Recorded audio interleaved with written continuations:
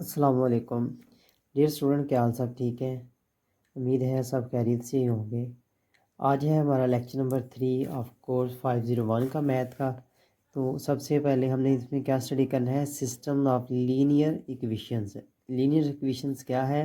Linear ऐसी equation जिसमें variable की highest degree is equal to 1 हो, इसको हम कहते हैं लीनियर इक्वेशंस। लीनियर इक्वेशंस के सिस्टम्स को हमने स्टडी करना है। सिस्टम क्या है? एक से ज़्यादा लीनियर इक्वेशंस, दो लीनियर इक्वेशंस होंगी या तीन होंगी या अप टू मैनी होंगी, इनको हमने स्टडी करना है। तो सबसे पहले आप चैनल को भी सब्सक्राइब करें ताकि आप मज़ीद लेक्चर्स देखें। लीनियर इक्वेशंस हमने स्टडी कर लिया है। कौन सी ऐसी इक्वेशन जिसमें वेरिएबल की highest degree is equal to 1 हो, वेरिएबल जितने मर्जी हों, तो उसको हम कहते हैं linear equation is equal to, ये हमारे पास linear equation and variable can be express in the form of, ये हाइपर प्लेन की इक्वेशन है r⁴n। अगर हमारे पास ये b इज इक्वल टू 0 हो तो ये कौन सी इक्वेशन बन जाएगी? होमोजीनियस लीनियर इक्वेशन है। इसकी एग्जांपल देख मैं आपको देता हूँ। x + 5y is equal to 10, ये है हमारी non homogeneous equation. x + 5y is equal to 0, it is a homogeneous differential equation, या हम लीनियर इक्वेशंस कहेंगे, इधर हम लीनियर इक्वेशंस कहेंगे। तो नेक्स्ट आप हमारा है examples of linear equation. Linear equations की एग्जांपल, हमारे पास लीनियर इक्वेशंस कौन सी हैं? ऐसे तमाम इक्वेशंस जिनकी डिग्री, जिसकी power highest is equal to 1 हो। इसकी पावर 1, इसकी पावर 1, इसकी पावर 1, तो ये लीनियर। इसकी पावर 1, इसकी पावर 1, इसकी पावर 1, ये लीनियर हो गई। इसकी पावर 1, इसकी पावर 1, लीनियर। ये इस टर्म्स तमाम की 1, इन तमाम की 1, इन तमाम की 1, this is a linear equation. इधर x मल्टीप्लाई बाय x2, अगर दो वैल्यू मल्टीप्लाई हो उसकी पावर ऐड हो जाती है। इस इधर दोनों पावर मल्टीप्लाई हो रहे हैं ना, इनकी पावर हमने ऐड करनी है। इसकी पावर कितनी? 1, इसकी पावर +1, इसकी हाईएस्ट डिग्री कितनी होगी? 2। It is not linear, it is a quadratic equation हम इसको कहेंगे। Not linear because it is अ, ये वाली भी इक्वेशन इसकी हाईएस्ट डिग्री कितनी है? 1/2। तो इसको हम कह सकते हैं कि ये 1 नहीं है, ये लीनियर नहीं है, ये स्क्वायर रूट की फॉर्म में है। क्वाड्रेटिक इक्वेशंस की मदद से हम इसको सोल्व करते हैं। सिस्टम्स ऑफ लीनियर इक्वेशंस है। सिस्टम ऑफ लीनियर इक्वेशंस का क्या मीनिंग्स है? हमारी एक से ज़्यादा इक्वेशंस, दो इक्वेशंस हो या तीन हो या अप टू मैनी इक्वेशंस हो, जितनी मर्जी इक्वेशंस हो, उनकी हाईएस्ट डिग्री 1 होनी चाहिए।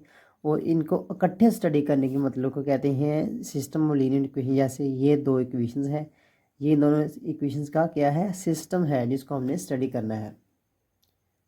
इन दोनों को हमने इंटरचेंज करके सोल्व करके x1 की, x2 की एंड x3 की वैल्यू फाइंड आउट करते हैं। ये या तो आपको आती होगी। General system of linear equation हम जनरल फॉर्म में ऐसे लिख सकते हैं, solutions set of linear equation. Solution set का क्या मतलब है? हमारे पास ये वाली दो इक्वेशन है, इसका सॉल्यूशन हमारे पास करो, हमारी y की वैल्यू x की आगे 1, y की इज इक्वल टू 2, तो हम सॉल्यूशन सेट की कैसे लिखेंगे? Solution set is equal to ये करली ब्रैकेट, जिसको हम कहते हैं दरमियानी ब्रैकेट, 1 एंड 2, ऐसे सॉल्यूशन सेट इसको लिखते हैं। नेक्स्ट हमारा topic linear system with 2 unknowns, दो वैल्यू अननोन्स हो। लीनियर सिस्टम विद 2 अननोन्स, अगर हमारे पास दो वैल्यू अननोन हो, फॉर एग्जांपल इसमें x और y, ऐसे इक्वेशन जिसमें दो वेरिएबल यूज़ हों x और y, ऐसे तमाम सिस्टम को हम 2 अननोन्स कहेंगे। अगर z आ गया 3 अननोन्स होंगे। ऐसे सेट्स को हमने सोल्व करना है। अब अगर हमारी दो लाइंस पैरेलल हों, या फिर हम इसको कहते हैं डिस्टिंक्ट। डिस्टिंक्ट का मतलब क्या होता है? अलग, एक लाइन दूसरी लाइन से ना जुड़े तो हमारा सोल्यूशन नहीं बनता, नो सोल्यूशन। अगर एक पॉइंट पर इंटरसेक्ट करें, ये एक पॉइंट पर इंटरसेक्ट करें, क्रॉस कर दें, तो हमारा सोल्यूशन क्या होगा? एक वैल्यू आएगी सोल्यूशन की। अगर इन्फिनिटली मैनी टाइम्स अगर कोइंसाइड्स करें, एक दूसरे से मिल के चलें, तो इसको हम क्या कहते हैं? इसके सॉल्यूशंस एक से ज़्यादा निकलेंगे, दो भी निकल सकते हैं, तीन भी पायलट हो सकते हैं सॉल्यूशन इनके। कंसिस्टेंट एंड इनकंसिस्टेंट सॉल्यूशन, अगर हमारे solutions at least one solution हो तो सॉल्यूशन हम क्या कहते हैं? कंसिस्टेंट। एट लीस्ट वन का क्या मतलब है? 1 या फिर 1 से ज़्यादा, 1 या 1 से ज़्यादा, 1 भी इक्वल हो सकता है सोल्यूशन, या 1 फिर 1 से ज़्यादा।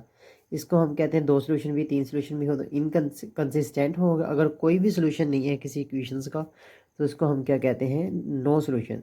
सेट ऑफ सिस्टम्स का आगे है हमारे पास एग्जांपल है, इसमें वेरिएबल x1 और x2 है। इन दोनों को हमने इंटरचेंज करके सोल्व करना है, तो हमारे ग्राफ बनाते हैं। x2 की वैल्यू ये निकल आई है 2 और x1 की वैल्यू हमारे पास 3 है। इनका ग्राफ बनाया, ये इस पॉइंट पर कोइंसाइड कर रहे हैं। एक पॉइंट पर कोइंसाइड करने तो इनका सोल्यूशन भी हमारे पास एक एक ही वैल्यू आई है इन दोनों को आपस में सोल्व करने से। नेक्स्ट हमारे पास एग्जांपल्स है 1 एंड 2, ये पैरेलल है, इसके लिए नो सॉल्यूशंस।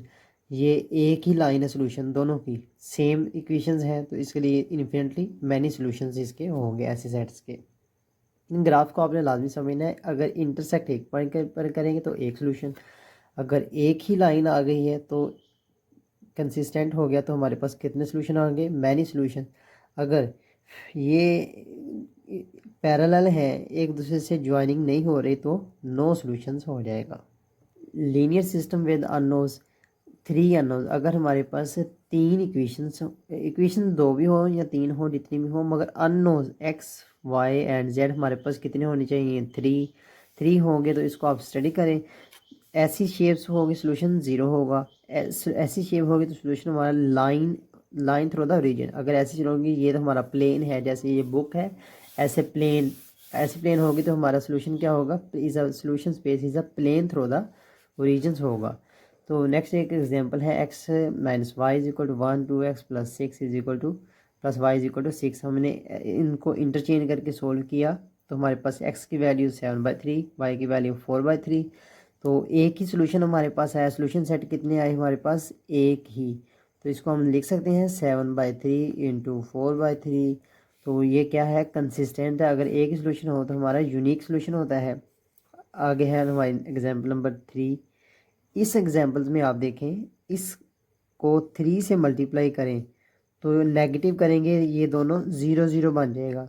इसका क्या मतलब है, नो सोल्यूशन। ऐसे इक्वेशन का हमारे पास सोल्यूशन नहीं होता। इस इक्वेशन को भी देखें आप, मल्टीप्लाई बाय 4 से किया तो नो सॉल्यूशंस आ गया। पैरामेट्रिक इक्वेशन ऐसी इक्वेशंस होती हैं जिनमें हम थर्ड वेरिएबल इंट्रोड्यूस करते हैं। For example x and y है इज इक्वल टू एनीथिंग, तो हम y या x की जगह एक न्यू वेरिएबल, इधर हमें t यूज़ है तो आप उसको नाम t दे दें। t यूज़ करते हैं ताकि हमारा क्वेश्चन जल्दी सोल्व हो जाए। तो इस ऐसी इक्वेशंस तमाम को हम कहते हैं पैरामेट्रिक रिप्रेजेंटेशन। हमारे पास एक एग्जांपल 1 है। For example if t is equal to 0 1/4 0। इस इक्वेशन में हमने लिखा है t अगर 0 लिखो तो हमारे पास x की वैल्यू आ जाएगी 1/4। अगर t हम 1 लिखेंगे तो x की वैल्यू सोल्यूशन सेट ये निकलेगा। अगर t is equal to -1 solution set ये निकल आएगा। हमने t की वैल्यू फर्जी रकम y की इक्वल t किया, फिर t की वैल्यू जो मर्जी लिख ली। ये solve the linear system. X y z 3 unknown variables हैं हमारे पास, इनको हमने सोल्व करना है। y को हमने t के इक्वल कर लिया, y t1 एंड z को हमने t2 कह लिया। तो हमारे पास x की वैल्यू क्या आ गई, इस इक्वेशन में आपने वैल्यू पुट करनी है y की और z की। x की वैल्यू ये आ गई। फ़र्ज़ करो आगे हमने ये सिस्टम सोल्व करना है, ये हमने फ़र्जी रकम यूज़ करनी है। अगर y हम 2 कर लें और z हम 3 कर लें तो हमारी x की वैल्यू ये निकल आएगी। x की वैल्यू ये 1 2 3, ये हमारा सोल्यूशन 1 2 एंड 3, ये सोल्यूशन सेट है। सोल्यूशन सेट हमारे पास क्या है, 1 2 एंड 3। अगर y की 2 हो, x की 1 होगी और z की 3 होगी। मैट्रिक्स नोटेशन, मैट्रिक्स की हमारे पास नोटेशन क्या है, सिस्टम ऑफ लीनियर इक्वेशन से हमने फर्स्ट अननो वेरिएबल इस जगह पर लिखने हैं, सेकंड अननो वेरिएबल हमने इस जगह पर लिखने हैं, थर्ड इस जगह पर लिखने हैं, अप टू सो ऑन जितने अननो वेरिएबल्स हैं। ये फर्स्ट इक्वेशन सिस्टम है, ये सेकंड, ये थर्ड अप टू एन। ये हमारा फर्स्ट सेट है, सेकंड सेट, थर्ड सेट, ये अननो वेरिएबल्स हैं। इसको हमने अरे रेक्टेंगुलर अरे की शेप में लिखना है, तो ये मैट्रिक्स रिप्रेजेंटेशंस होगा।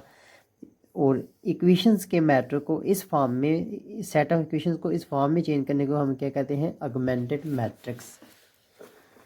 ये हमारे पास है ऑगमेंटेड मैट्रिक्स।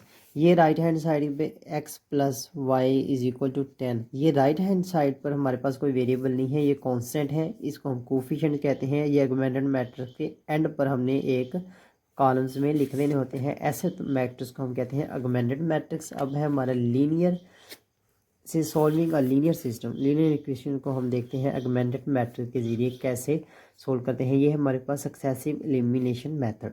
तो पहले आपने याद करना है सक्सेसिव एलिमिनेशन मेथड क्या होता है। ये मैट्रिक्स है, इसके पास ये भी पार्ट, ये भी इक्वेशन, ये भी इक्वेशन, ये भी इक्वेशन, ये भी इक्वेशन, ये भी इक्वेशन, ये हमें इंट्रीज दी गई हैं। हमने इस फर्स्ट इंट्रीज में हमारे वेरिएबल्स उसको होते होते हैं एक्स के इधर, x2 के इधर, x3 के। हमने इधर 1 बनाना है, बाकी तमाम को 0 का देना है, x2 को एंड 3 को। तो ऐसे हमारे पास x की वैल्यू 1 की निकल आएगी। x2 की वैल्यू हमारे पास ये x2 वाला कॉलम है, ये सेकंड कॉलम रोज में हमने इसको 1 बनाना है, फिर इसको 1 बनाना है, बाकी तमाम को 0 कर देना है, ताकि ये सक्सेस, इस मेथड को हम सक्सेसिव कहते हैं। इसको 1 1 बना लेना है, x1 x2 x3 ऐसे अननोन वैल्यूज फाइंड आउट करते हैं। तो इस मेथड को हम क्या कहते हैं, सक्सेसिव एलिमिनेशन मेथड। अब हमारे पास ये इक्वेशंस है, इसको हमने मैट्रिक्स फॉर्म में लिखा है। अब हमने रो ऑपरेशन यूज़ किए, इसको 1 बन गया है, इसको 0 बना लें, इसको 0 बना लिया। अब हमारा नेक्स्ट क्या काम है, इस पार्ट को 2 को 1 बनाना है। 2 को 1 बनाने के बाद इसको 0 और इसको 0, नेक्स्ट पेज पे इसको 1 बनाया है। ये मैट्रिक्स है, रो ऑपरेशन के जरिए हमने इसको सोल्व करना है। अब ये 1 नीचे वाले 0, फिर ये 1 ये 0, इसको हमने ऊपर वाली टर्म्स को भी 0 बनाना है। ऊपर वाली टर्म्स को 0 बनाना है, या फिर इससे पहले ही आपने मैट्रिक्स फिर सोल्यूशन फॉर्म में अपने चेंज कर लिए, इसको इसमें चेंज कर लिए। ये x1 का वेरिएबल, x2 का, x3 का, ये इक्वेशन लिख ली। इधर x1 0, x2 1, x3 -1 is equal to 4, ये कोफिशिएंट है, इसको लिखा। अब 3 की वैल्यू इधर पुट करें तो x2 की वैल्यू निकल आएगी, x2 और x3 की वैल्यू इधर पुट करें तो x1 की वैल्यू निकली। इस मेथड से हम बहुत जल्दी अननोन वैल्यूज़ की फाइंड आउट कर लेते हैं। ये हमने वैल्यू फाइंड आउट कर ली है, तो हमारे पास क्या रिजल्ट आया, ये वाला सक्सेसिव एलिमिनेशन मेथड से। अब हमारा है रो एलिमेंट्री रो ऑपरेशंस। कौन कौन से एलिमेंट्री रो ऑपरेशन है जो कि हम एक ऑगमेंटेड मैट्रिक्स या एक सिंपल मैट्रिक्स पर यूज़ कर सकते हैं। हमारे पास कोई भी मैट्रिक्स हो, इसमें हम कोई सी 2 रो को आपस में इंटरचेंज कर देते हैं। इस रोज़ की जगह ये रो लिख लेंगे, ये रोज़ की जगह ये वाली रो लिख लेंगे, रो को इंटरचेंज कर लिया। या फिर हम कांस्टेंट के से पूरे किसी भी रो को मल्टीप्लाई कर सकते हैं, या फिर होल मैट्रिक्स को मल्टीप्लाई कर लें, या किसी भी रो को मल्टीप्लाई करने कोई फ़र्क नहीं पड़ता।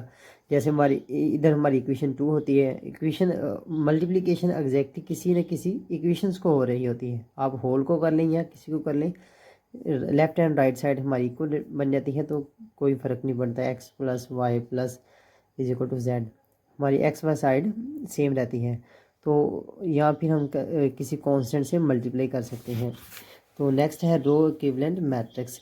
रो इक्विवेलेंट मैट्रिक्स का क्या मतलब है, हमारे पास जो स्टार्ट में मैट्रिक्स है उसके बाद हमने कोई भी रो ऑपरेशन यूज़ किया तो दोनों मैट्रिक्स एक दूसरे के इक्वल ही होते हैं, जिनका रिजल्ट सेम आता है। 2 फंडामेंटल क्वेश्चंस हमारे पास है। इसके बाद हमने क्या करना है, ये एक इक्वेशन सोल्व करना है, determine the following system with consistent. इसको हमने सोल्व करना है। सबसे पहले हमने इसको क्या लिखना है, try first obtain the triangular matrix by removing x1 x2 form term from the third equations. इस बात का क्या मतलब है, इस बात का मतलब है इसे हमने ऑगमेंटेड मैट्रिक्स लिखना है। उसके बाद इधर इसको 1 बनाना है, फिर इसको 1 बनाना है, फिर इसको 1 बनाना है, बाकी टर्म्स को हमने 0 0 बनाना है। और इधर हमारी वैल्यू अननोन वैल्यू आ जाएगी, जो x1 की ये वैल्यू, x2 की ये वैल्यू और x3 की ये वैल्यू। ऐसे हमने सोल्व करना है। ये देखिए हमने ऑगमेंटेड मैट्रिक्स लिया, इसमें हमने रो ऑपरेशंस यूज़ किया। रो ऑपरेशंस मैं इसलिए आपको ब्रीफली एक्सप्लेन नहीं कर रहा क्योंकि ये इजी आपको आता होगा और लेक्चर काफ़ी लॉन्ग ना हो जाए। हमने ये वैल्यू 1 है, इसको 0 बनाना है। इसको 0 हम कैसे बनाएंगे, इसको 4 से मल्टीप्लाई करेंगे, इससे ऐड करेंगे, ये वाली 0 बन गई। अब ये 1 है, इसको 2 से मल्टीप्लाई करेंगे, इसमें ऐड करेंगे, और 3 से मल्टीप्लाई करेंगे, इसमें ऐड करेंगे, इस पूरी रो में। तो हमारे पास ये रिजल्ट आ गया। इसको हमने एक्सपेंड करके फिर ये लिख लिया, x3 की वैल्यू इधर पुट कर दो, 2 की निकल आएगी, x2 और 3 की वैल्यू इधर पुट कर दो, x1 की निकल आएगी। ऐसे हमने सोल्यूशन फाइंड आउट कर लिया, तो हमारे पास सोल्यूशन ये निकल आया है। यूनिक सोल्यूशन है, एक ही सोल्यूशन सेट के सोल्यूशन कंसिस्टेंट कहते हैं। एग्जांपल नंबर 7 है, सेम इसी मेथड से हमने सॉल्व किया है इसको। वही ऑगमेंटेड राइट ऑगमेंटेड मैट्रिक्स, इधर 1 बना लिया, फिर हमने इसको सॉल्व किया तो हमारे पास क्या रिजल्ट आया, ये वाला। It has no solution. No solution हमने क्यों निकला है, ये हमारे था इधर वेरिएबल, तमाम वेरिएबल थे x1 के कोफिशिएंट, x2 के, इधर x3 के। अगर x3 ये वाला 0 है, 0 इज इक्वल टू, यहाँ था 0 निकल तो हमारा सोल्यूशन था।